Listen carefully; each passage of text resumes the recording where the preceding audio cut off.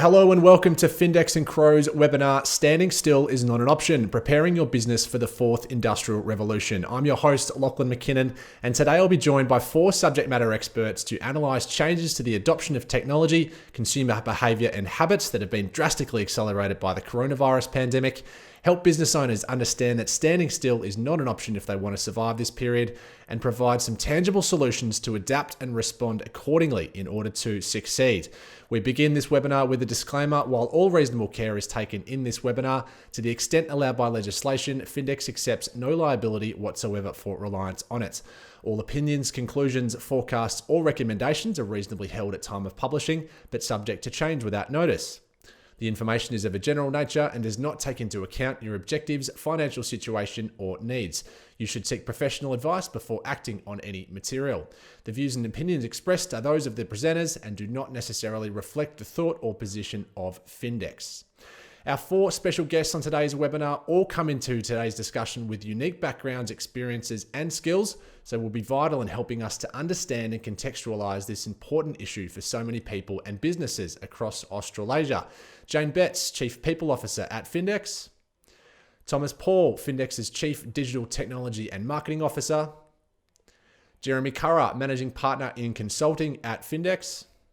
And finally, Stephen Koukoulas, Economist and one of Australia's leading economic visionaries. Welcome, everyone. Stephen, let's start with you and some reflections on life after COVID-19. As an economist, and we sit here today in August 2020, where do we sit in terms of broader economic and market changes? Yeah, we're in the middle of a COVID-19 economic recession. There's no doubt about that as businesses have been locked down, we've got the economy going backwards still. Recessions are bad because they do mean that businesses fail, people lose their jobs, unemployment goes up. And the problem with recessions is that they tend to last, between 12 and 24 months. So it's an extended period in a sense to think how long and how deep this economic pain will be. But the other thing is that they also seem to take a while to fully repair. That means that to get the unemployment rate back to where it was prior to COVID will probably take a good 3, 4, or even 5 years. But I suppose the good thing is that we have learnt from prior recessions. Recessions do happen in Australia and around the world, not often, but we've had about 5, including this one, in the last 50 years or so. And one of the lessons that we have learned is that policy stimulus does work. That if there is a central bank, the Reserve Bank cuts interest rates, if the government pumps money into the economy in one form or another, it does help limit the extent of the downturn, and it does help the economy to pick up at the other end of all of this. And the other thing, which I think is probably more magnified and certainly a key topic for today, is going to be that opportunities emerge for businesses that are agile, flexible, and dare I say it, opportunistic. So that will help the economic recovery too, if we have the business sector looking for how this COVID crisis can actually change the way that they do business. One thing that's also apparent for me in terms of this economic downturn, the recession, and everything that COVID has delivered, because of course it's a health recession as opposed to one that's been driven by, say, the housing sector collapsing or economic policymakers getting it wrong, is that we've learned, and my observation is that what we might call personal or human services have been really, really valuable. That, looking after our children at school, looking after our aged parents in the aged care facilities. Of course, that's a very sensitive topic right now, but clearly something has to be done after the health crisis passes. And things like education and the like, they're the sort of things that I think we're putting a greater value on rather than consumption of goods. So one of my theories, and it's got to be tested, of course, over the next little while, is that when the dust settles, when we're through this dreadful crisis, when the economic recession ends, well, there will be a bit of a refocus on what really matters. And I think it's going to be some of these human issues that have been so valuable to us during the health crisis and the current recession. Jane, in your role as Chief People Officer at Findex, with that in mind, what human impact and behavioural changes have you seen amongst the team since the pandemic hit? Look, I would have to say there's nothing like a good crisis to get people to change pretty quickly. And I've noticed people really mobilising and moving around what's required to just get by in the situation. I mean, all of Australia and New Zealand have obviously experienced in some way, shape or form a COVID impact or a bit of a lockdown, but it would be fair to say our metropolitans have probably had a more significant impact than our regional areas. For many of our regional areas, they were actually quicker to resume normal old working habits because they didn't have as many cases. They were through it a lot more quickly. And I think there was, to a degree, a kind of a sense of, well, this isn't really happening, right? But some of our metropolitans, and I'm located in Melbourne, which many of you will know is going through some really tough times, have had to do a lot more around adapting behaviour, and we're in a second lockdown right now as we speak. My observation, we've spent a bit of time really talking to our people. We've had wellbeing calls with over 2,500 of our staff over the last couple of months, is that people are finding the second wave a little bit tougher. It's a bit of a blow to your resilience. But, you know, we were thrust into some more digital ways of working. We were really well progressed on that. And, you know, we've been able to move a lot towards moving away from our old print and paper ways. Some of our regions were making some moves to go back to that as we started to return to the office. But we've actually sort of pivoted a little bit and tried to show them the impacts and the benefits of the new ways of working, and we've been talking to them about things like how many trees that we're not killing now that we've gone on to our digital ways of working. So I think the message is humans have had to adapt. Some have had a tough time, but some have also really enjoyed some of the lockdown benefits of spending more time with family, and certainly have had to actually adapt to homeschooling and the likes.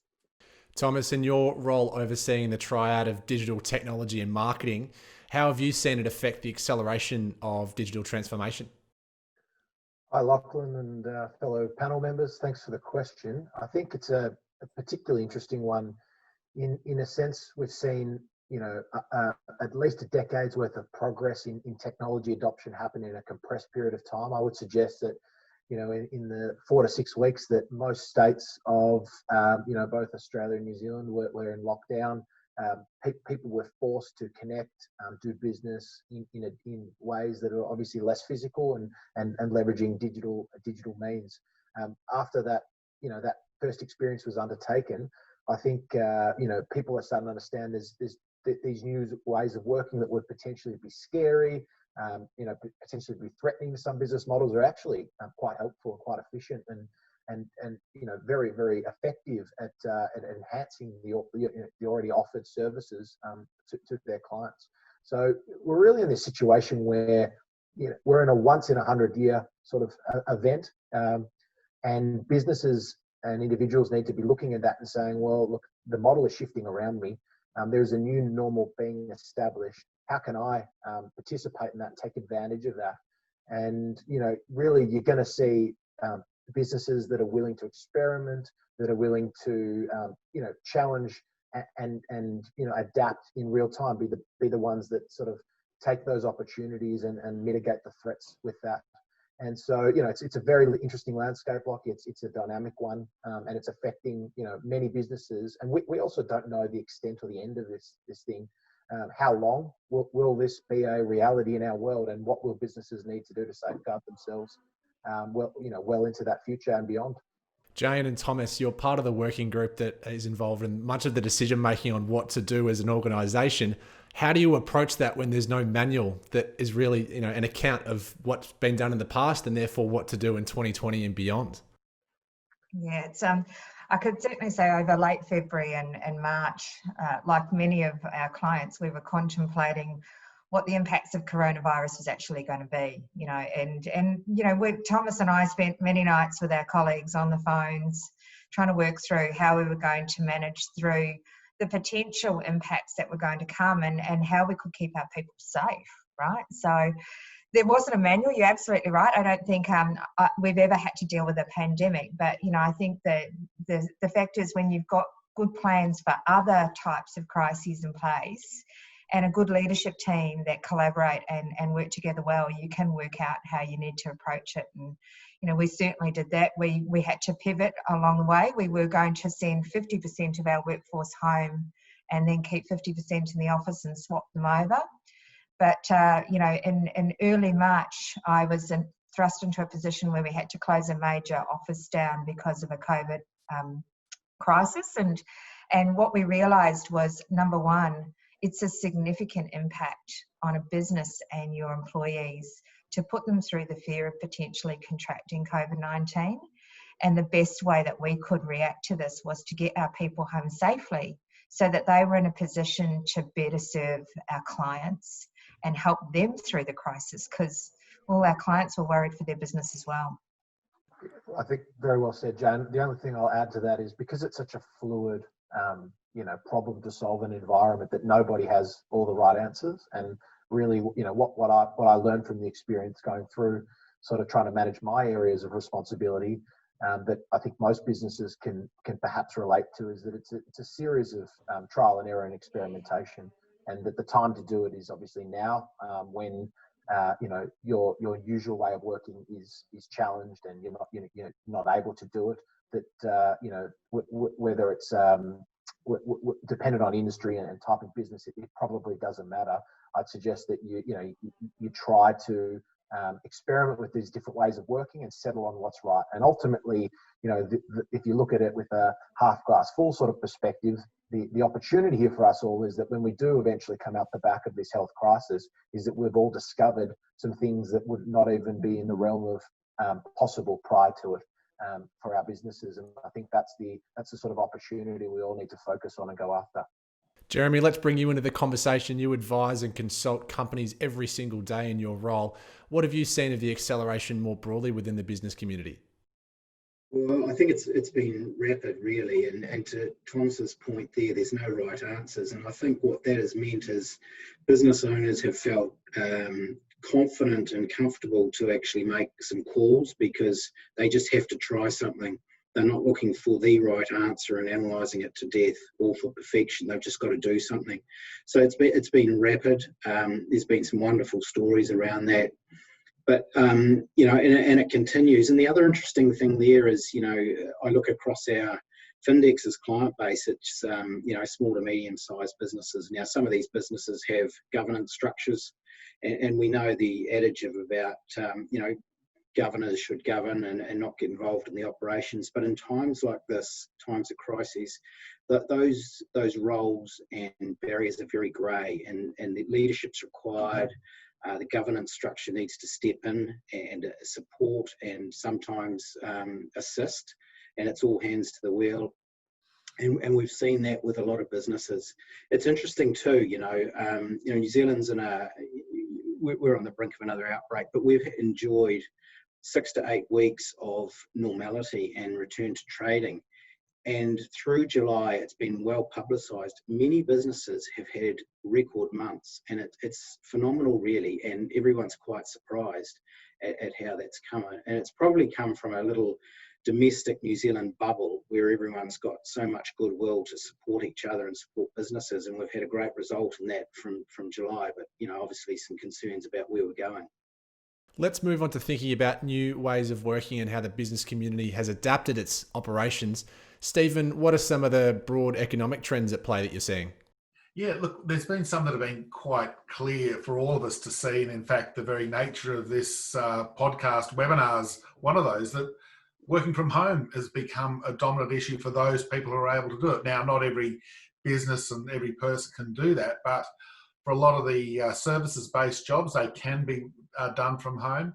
And what that means from an economic perspective is less office space is required. That, for example, those big towers of offices around the CBD areas of the major cities, well, they might not refill as quickly when the health crisis ends, because a combination of both the employer and the employee, importantly, saying that, hey, working from home is actually not a bad thing. My commute's about 20 seconds from the bedroom to the kitchen to the study, so I don't have to spend hours on the train or in the traffic. And from a manager's perspective, if the individual does their job well, which of course there's an element of trust there, but if they do, then of course there's no skin off their nose. So we're seeing potentially a change in how the office is going to be run. It has meant, and this has been an observation in a number of other business contexts I've spoken to, that things like what we might call home computers, who initially were the 5-year-old laptop with a very poor level of memory and all the rest of it and poor security, sort of got the job done for the first few weeks. But then there was a realization that if you're working from home, you've got to tap into the database on a secure line and all the rest of it, that money had to be spent on IT products, the hardware, but also the software support, because when you're at home too, where's the IT help person? You can't just get them walking into your office and helping things. So there's a few things like that have emerged. One other one from an individual perspective is that if we are able to work from home, then is this the catalyst that we're going to be seeing a change in how we view real estate and real estate prices in particular? Because we know that, I'll just pick Sydney and Melbourne because they're the two biggest cities with the highest house prices. But we know that for a lot of young people in particular, they've got to, beg, steal and borrow to get the deposit for their first home if they want to live, vaguely near to where the office is. And, that's very difficult for a lot of people. But if they can work from suburbia and just dial in, or if they can work in a regional city, regional town, somewhere, well away from the CBD, then they can afford to buy a house. Their lifestyle will be pretty good. There's schools there for their kids and all the other facilities there. I'm wondering whether something that might change when the health crisis ends, do we have this flexibility that means that people working from home changes the way real estate functions? So they're just a few of the sort of things that I think might be change items within the COVID crisis. Fascinating to see whether they continue or whether we all want to go back to the office and share a coffee around the coffee machine. Yeah, Lachlan, I might add to that. I think, our experience when we first started talking about sending everyone to work from home wouldn't be without some nervousness, right? We were feeling a little bit worried that people might not be able to be productive, and would we be able to serve our clients and that sort of thing. But to our absolute delight, we actually found that people went home and not only were they productive, they were really productive and they were really serving our clients well. They adapted super well. And so, it got us to thinking about the whole model, and people were thriving, and we started to think about, well, why would we go back to our old ways of working? And our leadership team, which has traditionally been a reasonably normal traditional version of let's everyone go to the office 5 days a week, started to say we don't want to buy back into that anymore, right? And we wondered really whether or not our people were feeling the same way as well. So we started to reimagine what the future would look like, and we went out to all of our staff, we surveyed them, and they confirmed what we sort of felt, which was that 88% of them didn't want to go back to a normal working environment. And so we really have started to think about what the future of work looks like. Now, we were quite well progressed as a company. We have 110 locations across Australia and New Zealand, and we'd already appointed 4 significant roles outside of the Sydney, Melbourne kind of metropolitan areas. We have 2 of our senior managers who live in Mildura, one who lives in Byron Bay, wouldn't we all like to be there right now, and another one who lives in Auckland, and our head of digital lives in Armidale, New South Wales. So we were already on that track of thinking about taking the work to where talent lives rather than making talent come to where the work is. So we've launched a project where we've sat with our people and we've asked them what they see the new working models to look like. We've asked them how we might better use our office space that we've got, because in some cases we've got leases that we can't just jump out of, to better serve our clients and our communities. Could we have community engagement happening in some of our regional offices? And there's a bit of excitement around some of that. And have we got the right products and business model to go forward into the future? So I think there's a real opportunity for people to start reimagining what the world of work is going to look like, and also what the world of the office is going to look like. And as we've been talking to our people, we've been fortunate to be able to gather some data. So we had a conversation with Gartner, who's a leading research house, and they brought some information to us about what the benefits of working from home were for individuals and also for the environment and for the financials.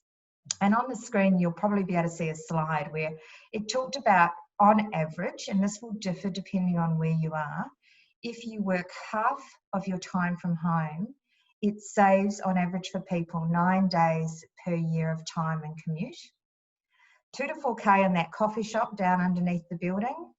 But the health and happiness were priceless. And as we started to talk to our own people, we had partners who'd worked in traditional models telling us about the opportunity at afternoon tea time when their kids came home from school to be able to go and have a cup of coffee or a cold drink with them and then go straight back to the office, which, as you said, is only 10 paces away from the kitchen now. The other thing environmentally, you know, you'll see a couple of figures on there. One's about air travel and one's about road travel.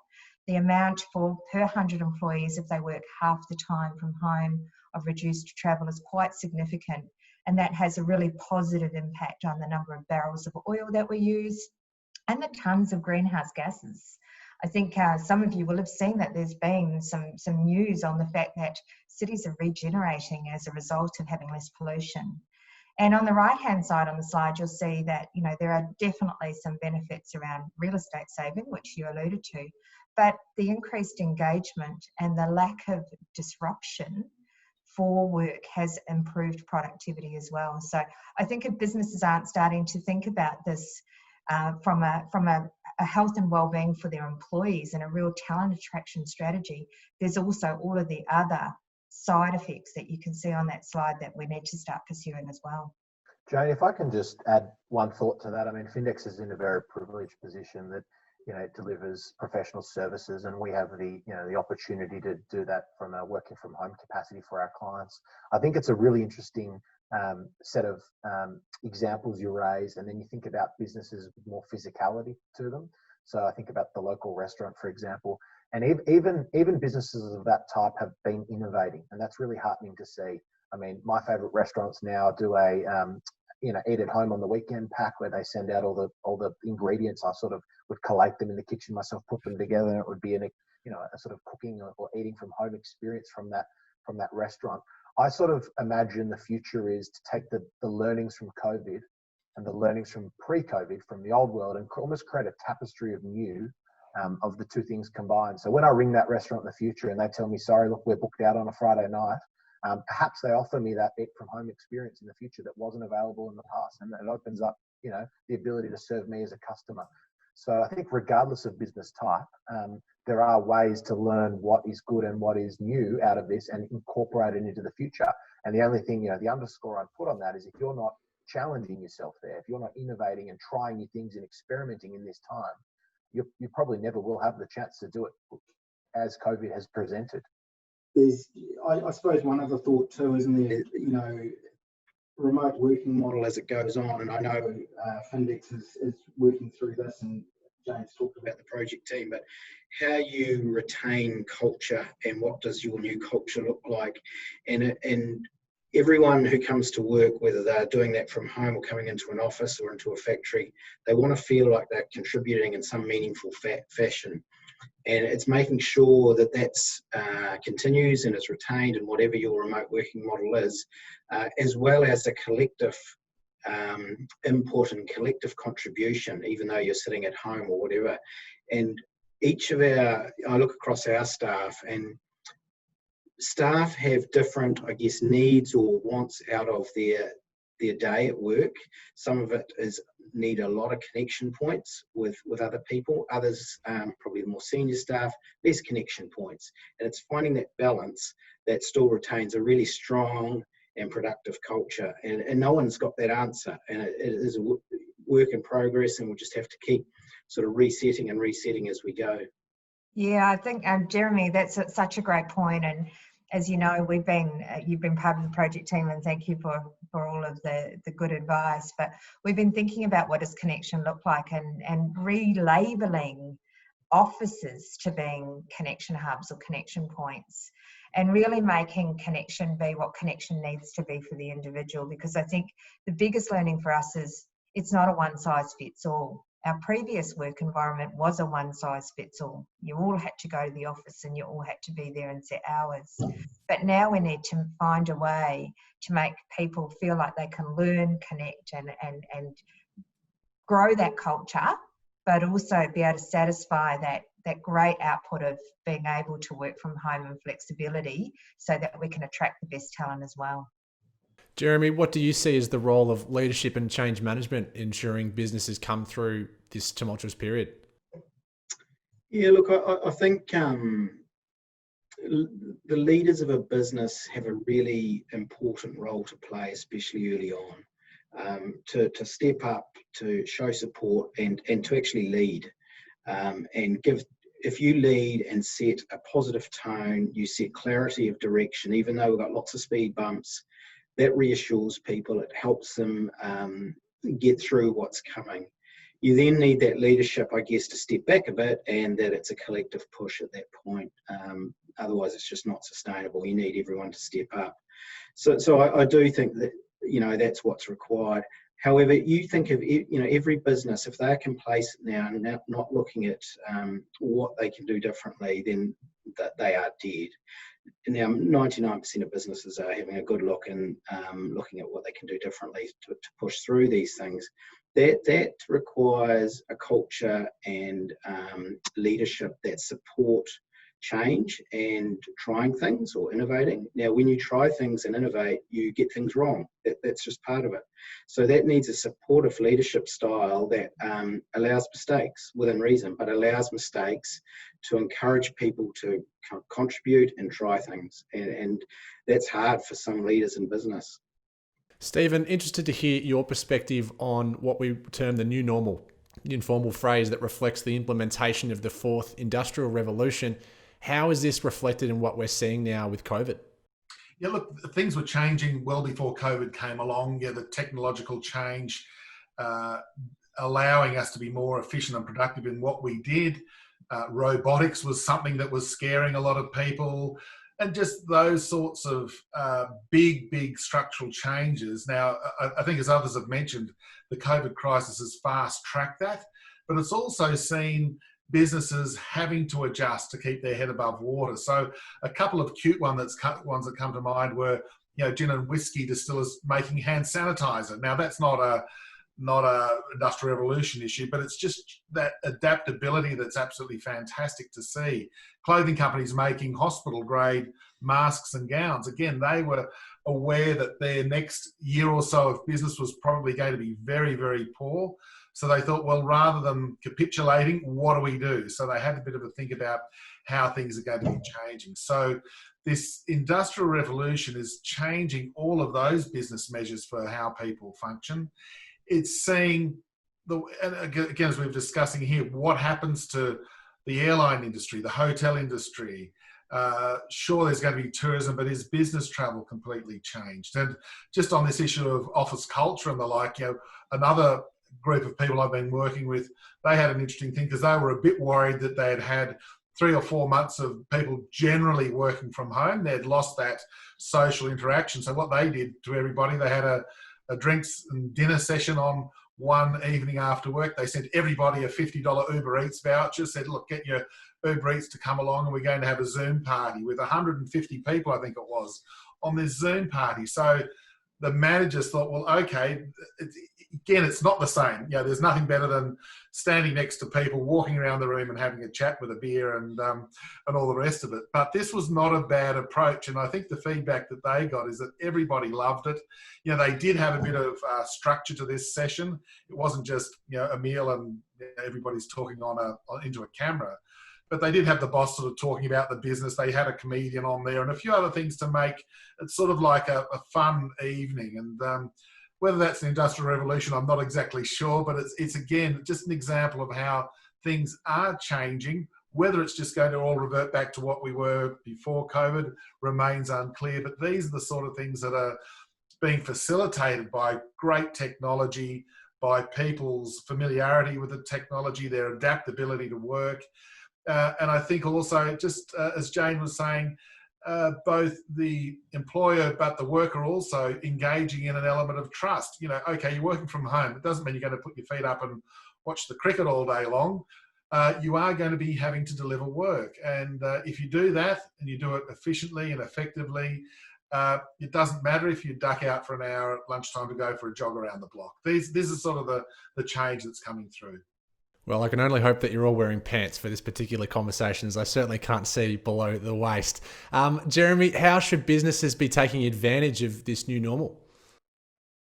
Well, I think not to go back is one, not to go backwards. Now, if I just talk from a New Zealand perspective, as I said earlier, we've had sort of 6 to 8 weeks of semi-normality, and you have seen behaviours go back to the old ways in some form.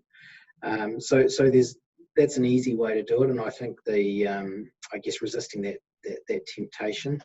And I know as a group, and we've talked about how Findex is pushing ahead and trying to forge ahead with whatever the new normal will look like.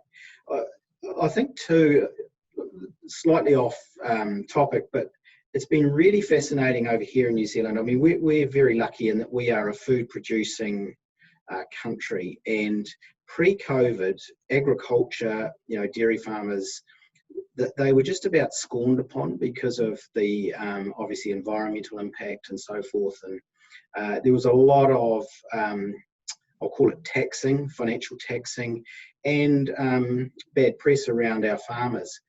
Post-COVID, they are so important to the future of our economy as is horticulture. And a lot of that, I guess, sentiment against farmers has gone away. Now the environmental focus is massive, and that continues to improve dramatically. But it's been funny interesting how some industries have come back into vogue. How we've got some sectors that have continued to thrive right through COVID. Horticulture is another one, and then obviously other sectors that have been completely decimated and are decimated for months, if not years to come. Jane, in our recent study surveying businesses across Australasia, business continuity planning is an area we found could have a significant impact on a business's ability to adapt and respond. What's your experience been in that space at Findex? Yeah, I think BCP is probably one of the most critical activities that businesses need to be doing on a regular basis. I think it'd be fair to say that many businesses were caught by surprise when the COVID situation unfolded at such pace. For me, having a good BCP builds a confidence in a leadership team from their staff. So I had lots of notes from staff saying, it's really good. We feel like we know what's going on. It's so good to be informed. We're clear about what's needed from us. And if staff feel that, and they can look and see a plan that makes sense and seems to be well thought out, they will continue to be as productive as they can. They'll respond well and they'll continue performing. And that will in turn create a confidence and convey that confidence to your customers. Many businesses who had not planned scrambled and some stumbled. I have a lot of friends in small business, and they went through some really anxious days and nights because they were learning on the fly, and some of them were having to plan on the hop, and that caused a lot of stress for them emotionally. And for me, I think if they'd have had a bit of planning and thought about some of the things, you can never predict a pandemic, but thought about some of the ways to keep your business going during a crisis, they would have actually been in a lot more comfortable position. I think, Jane, you make a really important point there that when there's confusion, chaos, worry, distress, having a plan, even if it's not the right plan, is the key, because you can always change your plan. But it's like when you go tramping or walking in the bush and you get lost, you're very worried, what do we do? And suddenly if you decide to walk up the hill or walk up the river or stay put, at least you've got some plan that creates a little bit of comfort, stops a little bit of anxiety, and you can try it, reassess, try something different. But having a plan is so critical in these times. Jeremy, our study also showed that businesses that could most benefit from BCP are also the ones that are least likely to seek it. Why is that the case, and what can they do to benefit? Look, it's interesting that, if I think of advisors, a really good advisor is a support person as much as an advisor. No one's got all the answers in this, and any advisor that goes to someone and say, well, you need to do it this way, I know this will work, no one knows.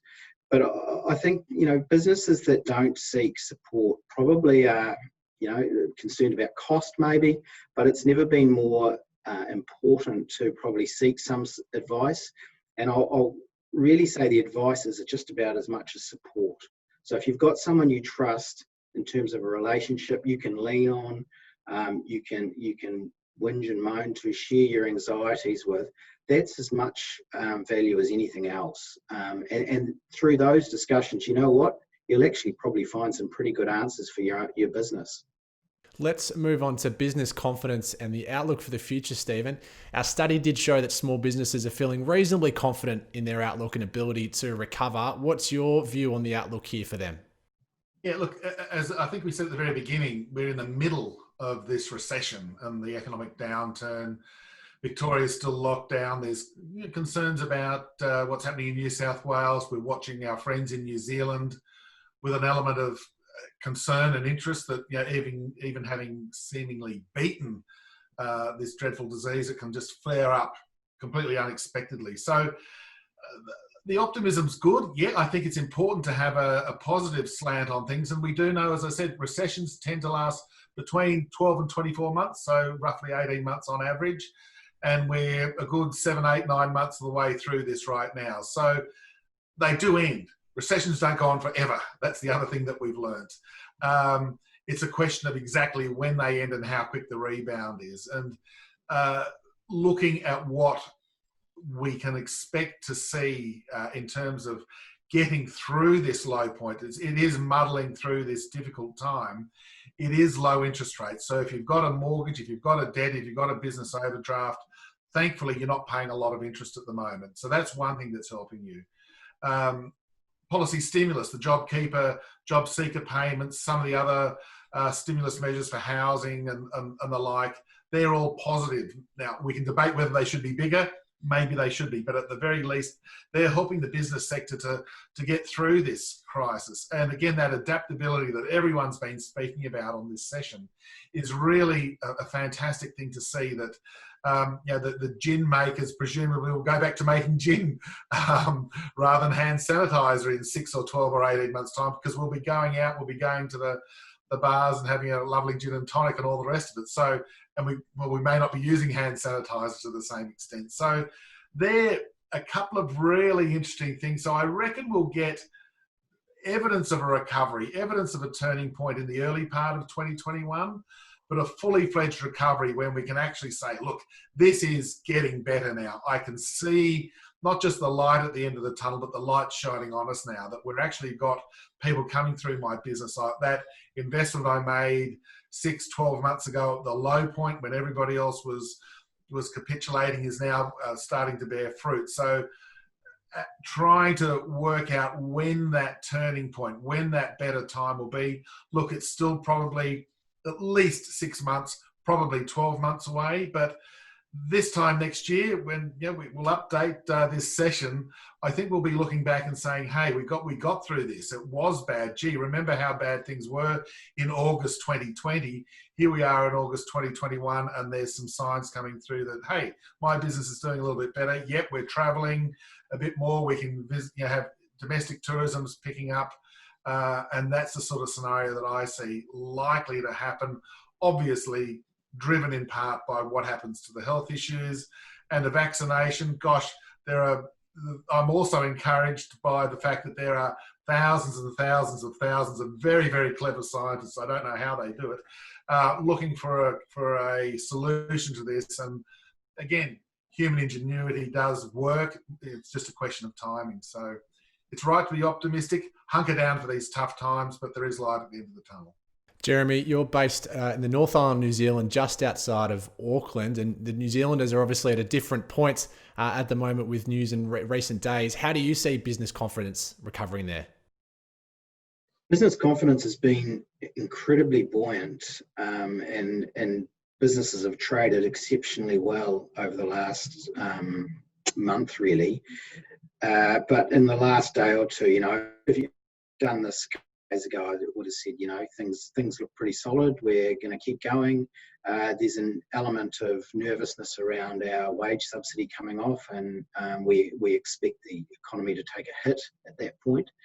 Obviously, with recent announcements and where COVID's going in New Zealand, there's a real sense of, oh, here we go. This is going to be really tough, really quick. So in a sense, we've got a little W. We've probably come up the first side of the V on that, and we're about to go down, I think, with a second whack, with another break out of COVID, and also the wage subsidy coming off if it isn't extended with recent news. So yeah, it's funny. I travelled through Auckland Airport, which went into our level 3, announced yesterday, from midday yesterday, and travelling through there was incredibly depressing, really, and gloomy and morbid, and you could see it in body language, in people's face, and expressions. And then I jumped off the plane in Tauranga, which is still not in level 3, oblivious to it, and that's the rest of the country. And it's funny, isn't it, how people see what's just in front of them and how they act. But we're expecting the rest of the country to move, or big parts of the rest of the country to move into a level 3 position.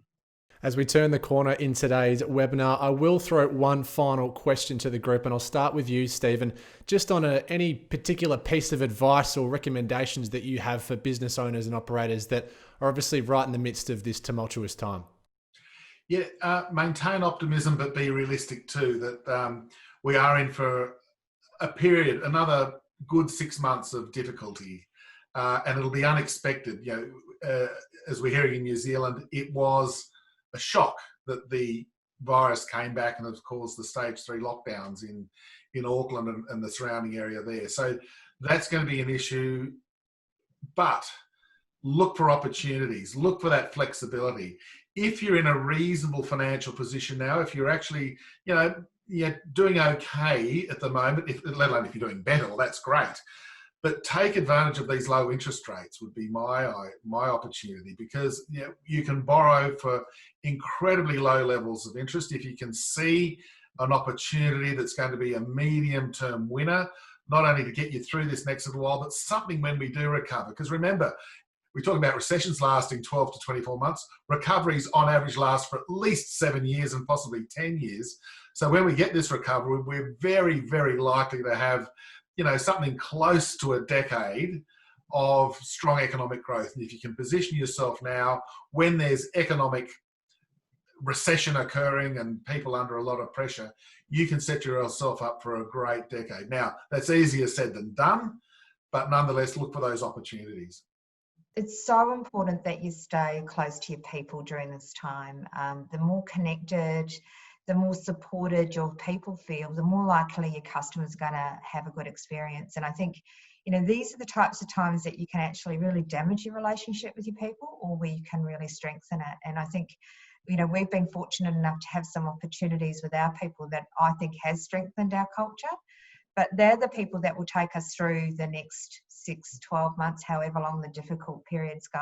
And they're the people that need the most support to do that too, I think.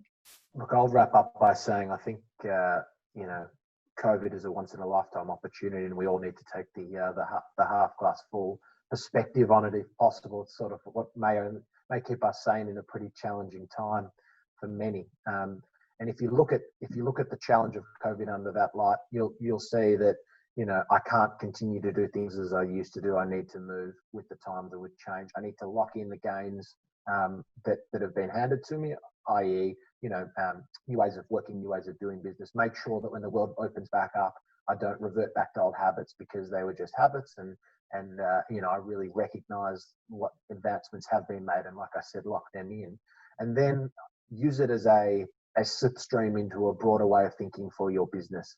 I.e., what else is possible now? We've been through rapid change in a couple of month period.